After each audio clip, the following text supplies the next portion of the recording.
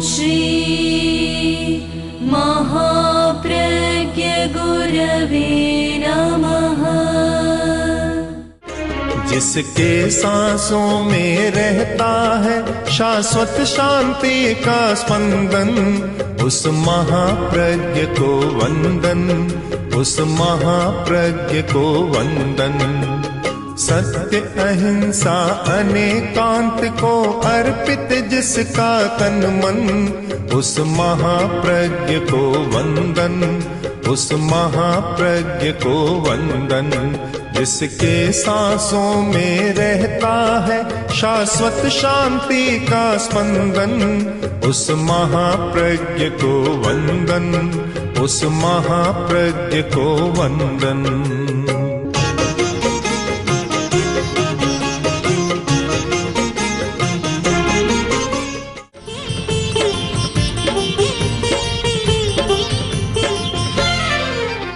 संघर्ष और शांति, इन दो शब्दों के बीच हमारी बहुत सारी समस्याएं और बहुत सारे समाधान झूल रहे हैं। मनोविज्ञान के अनुसार संघर्ष एक मौलिक मनोवृत्ति है, इंस्टिंक्ट एक मौलिक मनोवृत्ति है। और मैं भारतीय चिंतन की भाषा में कहूँ तो राग द्वेष मौलिक मनोवृत्ति है। ये सारी समस्याएं राग द्वेष के कारण पैदा होती है। राग अपने विचार का भी राग बहुत भयंकर होता है। एक कवि ने लिखा, मत की बात महीन, और बहुत सूक्ष्म बातें होती है, पर यह मान्यता की बात सबसे ज़्यादा सूक्ष्म होती है। हमारी कठिनाई क्या है कि हमारा मस्तिष्क चलता है शास्त्र के आधार पर और हमारा व्यवहार चलता है शस्त्र के आधार पर। यह शास्त्र और शस्त्र, ये दोनों का एक संघर्ष है। हमारा मस्तिष्क मान्यताओं से भरा हुआ है। आज की बात नहीं, 2500-3000 वर्ष पहले की बात बताऊं, उस समय भी यह था कि वह महावीर की वाणी में उसका चित्र मिलता है कि सये सये उवट्ठाणे सिद्धि मेव न अन्नहा। आगम की वाणी है कि लोग कुछ ऐसा मानते हैं कि मेरे उपस्थान में आओ, मेरे संप्रदाय में आओ तो तुम्हारी मुक्ति होगी, अन्यथा नहीं होगी। एक संघर्ष का बड़ा कारण बना। दूसरा, स्वयं स्वयं प्रशंसनता और गरहंता परम वयम। अपने अपने विचार की तो प्रशंसा करते हैं और दूसरे विचार की गरहा निंदा करते हैं। ये शास्त्र के साथ जुड़ी हुई, मस्तिष्क के साथ जुड़ी हुई दो मान्यताएं यह संघर्ष को निरंतर आगे बढ़ा रही है। क्यों सब लोग एक विचार के नहीं होते। उस अवस्था में यह कहना कि मेरे विचार को स्वीकार करो, मेरी मान्यता को स्वीकार करो तो तुम मुक्त हो जाओगे, अन्यथा नरक में जाओगे। और सबसे अच्छा दर्शन मेरा है, दूसरे की निंदा करते हैं। आगे महावीर ने इस बारे में बताया कि व्युसंति, ऐसा कहने वाले स्वयं भटके हुए हैं और समाज को भी भटका रहे हैं। इसीलिए उनका रहा कि अनेकांत दृष्टि से विचार करो। व्यक्ति, समाज और राष्ट्र तीनों पर हम विचार करें तो व्यक्ति मान्यता के आधार पर चल सकता है, किंतु जब समाज का प्रश्न आया उसे परिवर्तन करना पड़ेगा, दृष्टिकोण को बदलना पड़ेगा कि मैं जो मान रहा हूं किंतु वह समाज के जीवन में वह लागू नहीं हो सकता। ये गुजरात के ही एक सेनापति की घटना है। सेनापति जैन था और प्राचीन काल में राजस्थान में, गुजरात में बहुत सेनापति, राजस्थान में तो बहुत हुए हैं। 20-30 पीढ़ियों तक बराबर मंत्री और सेनापति और दंडनायक का दायित्व जैन लोगों के हाथ में था। और सारा करते थे। राजा गया आक्रमण करने के लिए दूसरे देश पर, पीछे से एक शत्रु राजा ने उसके देश पर आक्रमण कर दिया। समस्या हो गई। महारानी तैयार हुई तो एक सेनापति वहां विद्यमान था, उसने कहा आपको जाने की जरूरत नहीं है, हम स्वयं इस स्थिति से निपट लेंगे। सेनापति सेना लेकर गया। संयोग बस पाक्षिक दिन था। जैन लोग पाक्षिक प्रतिक्रमण करते हैं, पूर्णिमा अमावस्या को संध्या के समय प्रतिक्रमण करते हैं और प्रतिक्रमण में आलोचना करते हैं, पाप की गरहा निंदा करते हैं। तो सेनापति ने जब देखा कि प्रतिक्रमण का समय हो गया, नीचे आसन बिछाया और प्रतिक्रमण शुरू किया। और प्रतिक्रमण जब यह आया कि एक इंद्रिया, बे इंद्रिया, ते इंद्रिया, एकेंद्रिय जीव, द्विंद्रिय जीव, त्रिंद्रिय जीव, चतुरिंद्रिय जीव, पंचेंद्रिय जीव, किसी भी जीव की मेरे द्वारा हत्या हुई हो, हिंसा हुई हो तो मिच्छामि दुक्कड़म। अब सारे सैनिकों ने सुना घबरा के कि जो एक चींटी और कीड़ी मकोड़ी है उसको मारने से ही मिच्छामि दुक्कड़म प्रायश्चित कर रहा है, भला क्या कैसे लड़ेगा। वे कुछ अधिकारी पहुंचे महारानी के पास, जाकर बोले महारानी जी आप क्या कर रही हैं, हमारा सेनापति तो ऐसा है और हमारी पराजय तो निश्चित है। महारानी भी घबरा गई। सेनापति को बुलाया, बुलाकर कहा कि ये कैसे भैया तुम्हारी ये बात आ रही है, ये कैसे है। उसने कहा सही बात है, सही बात है महारानी साहिबा, मैं जैन हूँ, श्रावक हूँ, मैं अनावश्यक एक चींटी की भी हिंसा नहीं करता, किसी को नहीं मारता, नहीं सताता, यह मेरा व्रत है और मैं किसी की नहीं करूँगा। किंतु मैं सामाजिक प्राणी हूँ, मैं मुनि नहीं हूँ, मैं सामाजिक प्राणी हूँ। तो जहाँ आवश्यक है, अपने राष्ट्र की रक्षा का प्रश्न है, अपने देश की रक्षा का प्रश्न है, अपने अस्तित्व की रक्षा का प्रश्न है, वहाँ मैं क्या करूँगा आप देख लेना, आप चिंता न करें। धर्म और अध्यात्म को धर्म की भूमिका पर समझने का प्रयत्न करो, दोनों का मिश्रण मत करो। उन्होंने एक सुंदर उदाहरण की भाषा में कहा कि तंबाकू और घी एक दुकान में दोनों बेचे जा रहे थे।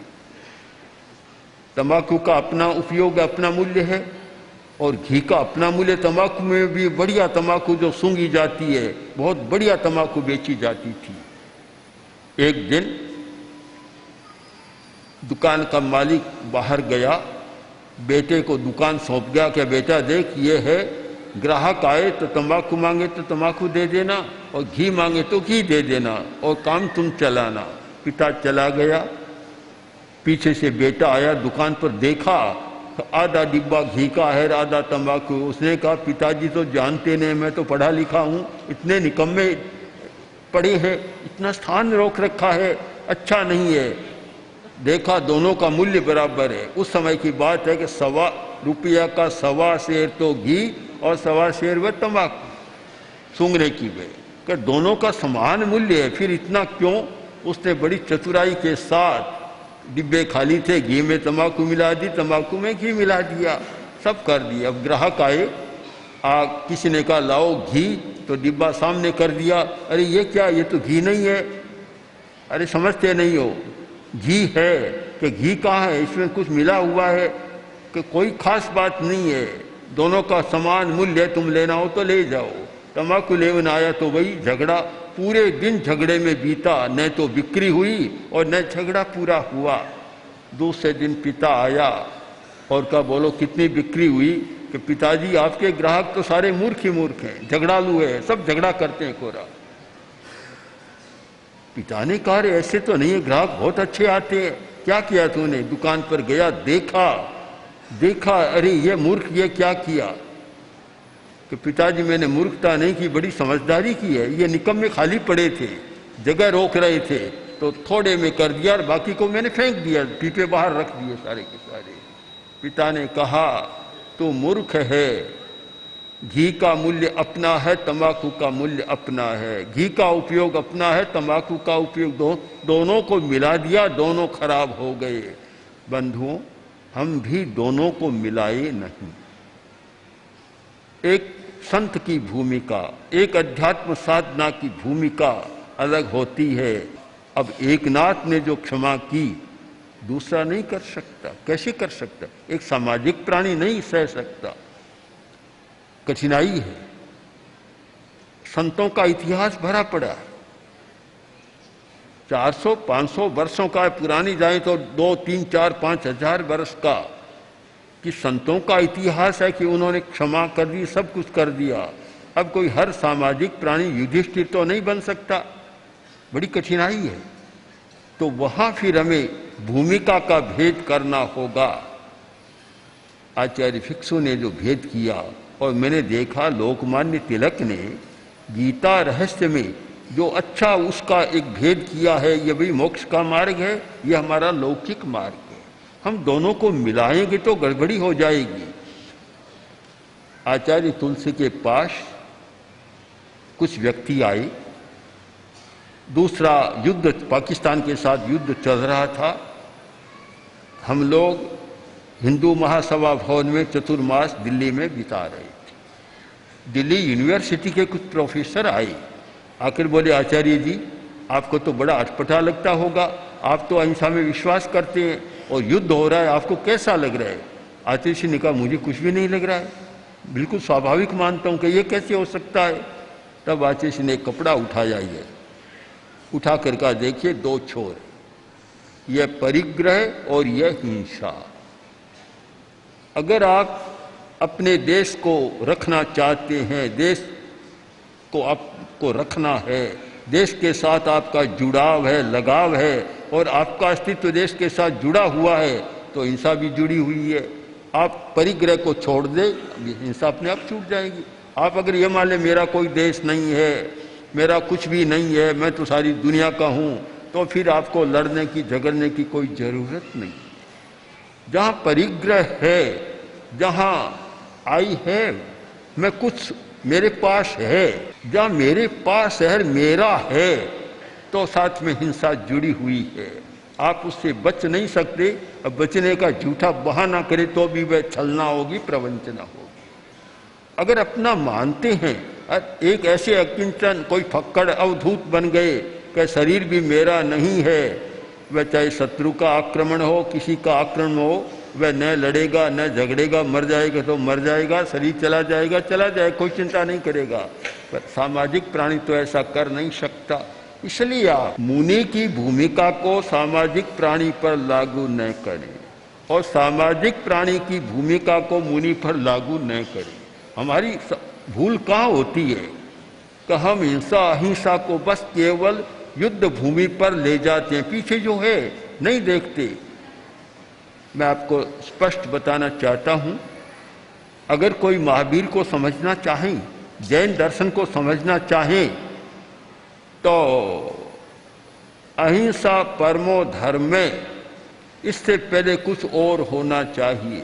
आचार्य तुलसी जब उदयपुर में थे और एक बड़ी सभा थी 10,000 लोगों की, उसमें कुछ कार्यक्रम चल रहा था, उस समय फिर ये चर्चा आई कि अहिंसा परमो धर्म में यह घोष लगाए, इससे पहले अपरिग्रह परमो धर्म होना चाहिए। अगर अपरिग्रह आपका परम धर्म है तो आपके लिए अहिंसा परम धर्म बन सकता है। परिग्रह तो इकट्ठा करते चले जाएं और अहिंसा परमो धर्म का घोष करते चले जाएं। दोनों में इतना क्लेश है, इतना मिश्रण हो गया, इतना द्वंद हो गया कि विरोधी बात हो गई, न इधर के रहे न उधर के रहे। इसलिए हम व्यवहार को व्यवहार की भूमिका पर समझने का प्रयत्न करें। यह जो एक आज संघर्ष है, ये सारा मस्तिष्क का संघर्ष है। ऐसी मान्यताएं बचपन से ही बिठा दी जाती है कि बस मैं मानता हूं वह सबसे उत्कृष्ट है, मेरा विचार उत्कृष्ट है, मेरा धर्म सबसे बढ़िया है, बस और सब हीन है, निकम्मे है। ये धारणा ही तो आज सारे संघर्ष पैदा कर रही है। भारतीय चिंतन ने वैदिक परंपरा में भी, जैन परंपरा और बौद्ध परंपरा, तीनों में इस भ्रांति को मिटाने का काफी प्रयत्न किया। यह तो मैं नहीं मानता कि उनमें नहीं रहा है, उनमें भी रहा है। फिर भी जो बड़े बड़े आचार्य हुए हैं उन्होंने इस भ्रांति को मिटाने का काफी प्रयत्न किया, और तभी तो यह सुनने को जानने को मिलता है कि एकम सद विप्रा बहुधा वदन्ति। तभी तो ये जानने को मिलता है कि उत्पाद वे ध्रुव्यात्मकम सत, सत है वह उत्पाद वे ध्रुव्यात्मक है। चाहे आत्मा को लो, चाहे परमात्मा को लो, चाहे किसी को भी साथ में जोड़ दो।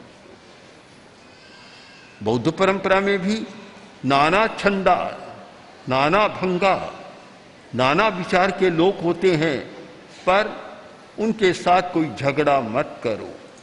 यह शास्त्र की बात को मस्तिष्क तक सीमित रखा, जहां व्यवहार हमारा रोटी पानी से जुड़ा हुआ है उसके साथ नहीं जोड़ा। आज की समस्या यह है कि व्यवहार को भी समाज व्यवस्था के जो बातें हैं उनके साथ मस्तिष्क को जोड़ दिया। यह तो मैं मानता हूं कि हमारा व्यवहार धर्म से प्रभावित होना चाहिए, और धर्म से भी मूल है सदाचार से प्रभावित होना चाहिए, न कि दार्शनिक मान्यताओं से। अगर हमारा व्यवहार, हमारी समाज व्यवस्था और हमारी राज्य व्यवस्था दार्शनिक विचारों से जुड़ी हुई होगी, किसी एक दर्शन से जुड़ी हुई होगी, तो उसका शुद्ध स्वरूप नहीं रहेगा। मैंने अनेक राजनीतिक दलों के प्रमुखों से पूछा कि आपका दर्शन क्या है, आप राष्ट्र को कहाँ ले जाना चाहते हैं। प्राय मैंने मौन पाया, उत्तर नहीं मिला। मुझे आश्चर्य हुआ कि जब सत्ता पर आते हैं, शासन करते हैं, चाहे प्रांत का करे चाहे केंद्र का करे, और सामने प्रश्न हो कि राष्ट्र की नीति क्या है, राष्ट्र का दर्शन क्या है, राष्ट्र संचालन की प्रणाली क्या है, वहां मौन पाया, उत्तर नहीं मिला। मुझे कम से कम संतोषजनक उत्तर नहीं मिला। तो कैसे हो सकता है? एक धार्मिक गुरु से आप पूछें कि मोक्ष का दर्शन क्या है और वह आपको बता नहीं सके, तो वह धार्मिक नहीं होगा। उसके सामने मोक्ष का दर्शन है, तो एक समाज के सामने समाज व्यवस्था का दर्शन और राष्ट्र का दर्शन है, वह होना चाहिए। हम प्राय भूल यहाँ करते हैं, जो मोक्ष का दर्शन है उसे पूरे पूरे समाज पर लागू करना चाहिए, पूरा नहीं होता, वहाँ फिर यह द्वैत पैदा होता है। इस भ्रांति को हमें मिटाना है कि समाज व्यवस्था का अपना दर्शन होता है, वह ठीक है, उसके साथ हमारी नीति भी होगी। अहिंसा नीति कि देखिए, अहिंसा धर्म है, मैं मुनि हूं, मेरे लिए तो अहिंसा धर्म है, समाज के लिए अहिंसा धर्म नहीं हो सकता। समाज के लिए अहिंसा नीति है, और आगे जाऊं तो अहिंसा कूटनीति है। अगर आप अहिंसा को इन तीन रूपों में समझने का प्रयत्न करें तो शायद अच्छा राष्ट्र का संचालन कर पाएंगे और समाज का भी अच्छा संचालन होगा। और आपने अहिंसा को धर्म ही मान लिया, तब तो फिर न हथियार की जरूरत है, न शक्ति संवर्धन की जरूरत है। फिर तो मुनि वीतराग होकर बैठ जाएं, जो होता है साक्षी भाव से देखते रहे और ध्यान करते रहे। ऐसा हो नहीं सकता। और ये भ्रांति के कारण ऐसा हो रहा है कि हर जगह जो धर्म है उसको पूरा का पूरा सामाजिक जीवन में लागू करना चाहते। जब परिग्रह है, मैं मानता हूँ वहाँ धर्म का पूर्णता आप नहीं देख सकते। जहाँ संग्रह है वहाँ पूर्णता की बात नहीं आ सकती, आपको अलग अलग देखना पड़ेगा। इसलिए आज मुझे अपेक्षा लगती है कि चाहे धार्मिक आदमी में भी सम्यक दर्शन की जरूरत है, एक समाज के मुखिया में भी सम्यक दर्शन की जरूरत है, और एक राष्ट्र के मुखिया में भी सम्यक दर्शन की जरूरत है। आचार्य भिक्षु ने एक बात कही, बड़ी अच्छी बात लगती है। उन्होंने कहा कि कोई रूख बाग में होय, अम्ब धतूरो दोय। फल नहीं सार खाए, कीजो पार खाए। किसी ने आम का बीज बोया और पास में धतूरे का बीज भी बोया, धतूरा भी उगा। अब दोनों पास पास में साथ में है, पर दोनों का अलग अलग धर्म होता है, अलग स्वभाव होता है। दोनों को हम एक दृष्टि से न देखें। स्थानांग सूत्र में 10 प्रकार के धर्म बतलाए। ग्राम धम्मे, नगर धम्मे, रथ धम्मे। गांव का धर्म, नगर का धर्म, राष्ट्र का धर्म, और विस्तार से आगे चलते चलते बतलाया चरित्र धम्मे। ये चरित्र धर्म है, सदाचार का धर्म है, यह मोक्ष का मार्ग हो सकता है। अब ग्राम धर्म, गांव की व्यवस्था करना। नगर धम्मे, और नगर का धर्म है, जो कॉरपोरेशन है उसका धर्म है। अब उसका धर्म निभाते हुए व्यवस्था पर ध्यान जाएगा कि मोक्ष पर ध्यान जाएगा। मोक्ष का विवेक हो सकता है कि अनावश्यक हिंसा न करे, पर उनको हिंसा भी करनी पड़ती है और भी करना पड़ता है, क्योंकि वह नगर का धर्म है। इसलिए आज जरूरत है कि हम सम्यक दर्शन की व्याख्या करें।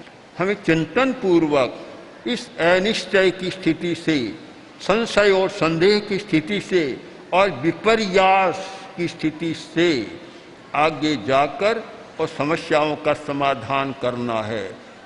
ये जो तर्क शास्त्र के दोष हैं, संशय, विपर्यय, अनध्यवसाय, आज मुझे लगता है कि समस्या के साथ भी हम यह कर रहे हैं। जो समाज की समस्याएं हैं, राष्ट्र की समस्याएं हैं, उनके साथ तर्कशास्त्रीय व्यवहार कर रहे हैं। हम यथार्थ के आधार पर संशय, पहली बात तो संशय, हम निश्चित नहीं हो पा रहे हैं। दूसरा है विपर्यय, दृष्टिकोण विपरीत हो रहा है। विपरीत, जैसे रज्जु सर्पे सुक्तिकायाम रजतम, रस्सी देखी सांप मान लिया अंधेरे में, सीप चमक रही है और उसको हमने चांदी मान लिया। विपर्यय, कुछ विपर्यय हो रहा है। और कुछ अनध्यवसाय, समस्या आती है। अनध्यवसाय का मतलब गच्छते तृणस्पर्श ज्ञानम, एक आदमी जा रहा है और कुछ छुआ, ध्यान नहीं देता। अब बाजार में चलता है, हजारों चीजें देखता है, अध्यवसाय नहीं जोड़ता, अनध्यवसाय। शायद समस्या के समाधान के लिए हम भी तर्कशास्त्रीय प्रयोग कर रहे हैं कि संशय, विपर्यय और अनध्यवसाय, ये जो दोष हैं उनका उपयोग कर रहे हैं। मैं मानता हूं कि जब तक संशय के स्थान पर निर्णय, विपर्यय के स्थान पर यथार्थ और अनध्यवसाय के स्थान पर अध्यवसाय, इन तीनों का प्रयोग नहीं करेंगे तो सामाजिक और राष्ट्रीय समस्याओं का समाधान नहीं ढूंढ पाएंगे। इसलिए आज अपेक्षा है कि लोग सब मिलें, चिंतनशील व्यक्ति मिलें और समाधान खोजें, तो इससे समाज का, व्यक्ति का और राष्ट्र का सबका भला होगा। ओम आर। ओम श्री महाप्रज्ञ गुरवे नमः। गुरवे नमः, गुरवे नमः। ओम श्री महाप्रज्ञ गुरवे नमः। गुरवे नमः, गुरवे नमः। ओम श्री महाप्रज्ञ गुरवे नमः। गुरवे नमः। ओम श्री महाप्रज्ञ गुरवे